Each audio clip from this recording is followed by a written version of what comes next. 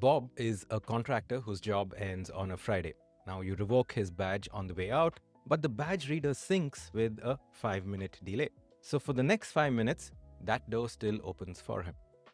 Now, this is annoying, but it's not a huge security risk unless in those 5 minutes someone else walks into that room and drops a folder on the table which contains confidential information.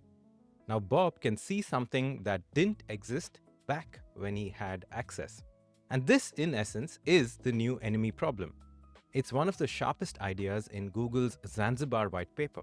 And if you're into application security, this is something you need to know about. So in this video, I'll do 3 things. I'll define the new enemy problem. I'll talk about how Google Zanzibar solves for the new enemy problem. And finally, I'll tell you how you can protect against this in your application.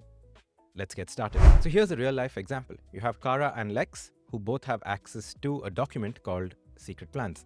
Now, Kara realizes that Lex is a bad actor, and Kara removes Lex's reader permissions from Secret Plans.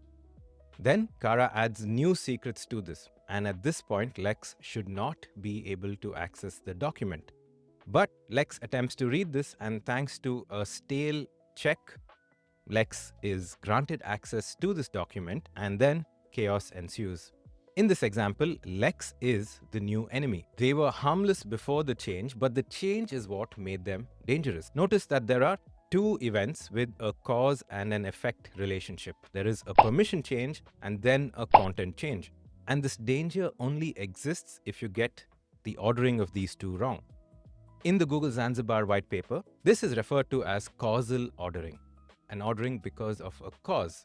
And Lex's removal happened before the new content showed up, and a system has to honor this. And here's why this is hard in a distributed system. The obvious fix, of course, is to always check permissions against the absolute latest state in the world. Problem solved, right? But also problem created. In a system like Google Zanzibar, the data is replicated across more than 30 locations globally. And if you want to read the latest everywhere right now, this means a cross-region trip on every single check. That is slow, and it affects your availability and latency. So you can solve this by caching. Again, problem solved. Hold on, problem created again, because the moment you cache, you're back to serving stale data. And that's how the new enemy walks in. So this is the real tension. Your correctness pulls one way and your performance pulls the other. And in a distributed system, you need both. So how does Google Zanzibar solve for this? Well, there are 2 factors. The first one is external consistency. Google Zanzibar gets this from their database spanner and its true time clock. Any change to a system like a create, an update, or a delete gets a timestamp. And these aren't just any timestamps. If change X causally happened before change Y, X's timestamp is guaranteed to be lower than Y. And the timestamps encode this ordering of events. So say a snapshot read at time t will see every change before that time t. And here's the important part. If it sees a change, it also sees every change that comes before that change. Second ingredient is something called a Zuki. And yes, that's what they named it. It presumably stands for Zanzibar cookie, but it's not mentioned in the white paper. I'm just guessing. A Zuki is an opaque token that encodes this timestamp that I just spoke about. The flow is simple. When your content changes, you ask Zanzibar to hand you a Zuki for the new version, and you store it with that content. Later, when you check something like, hey, can Lex view this content? You send that Zuki along. And Zanzibar will evaluate this check at a snapshot, at least as fresh as that Zuki. And this at least as fresh is the clever bit.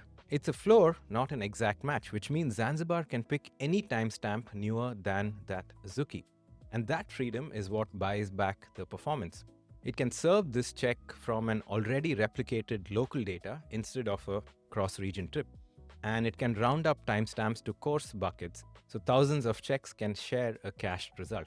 So this gives you the correctness while maintaining low latency and high availability. So how do you use a system like this in your application? Well, Zanzibar, of course, is an internal Google tool and a white paper you can't run, But SpiceDB is an open implementation that you can.